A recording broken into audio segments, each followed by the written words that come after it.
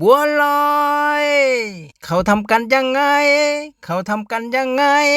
มาสิมาไว้พ่อใหญ่พาทำบัวลอยบัวลอยค่อยหนึ่งมันม่วงฟักทองน้องควงเผือกเลือกขาวแป้งข้าวเหนียวขยำน้ำเปล่าปั้นแป้งแท่งยาวตัดเข้าเป็นบัวลอยทำเม็ดบัวรัวแป้งโคเล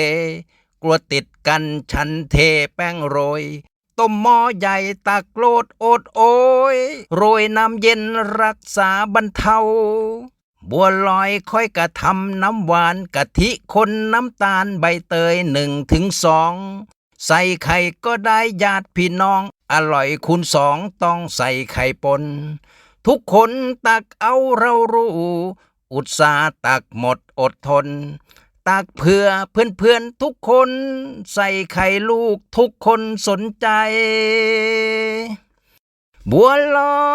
ยทำไม่ยากตักมาฝากหมดแล้วเกินไปบัวลอยมันหายไปไหนขออีกได้ไหมโหนกคิดคำหนึ่ง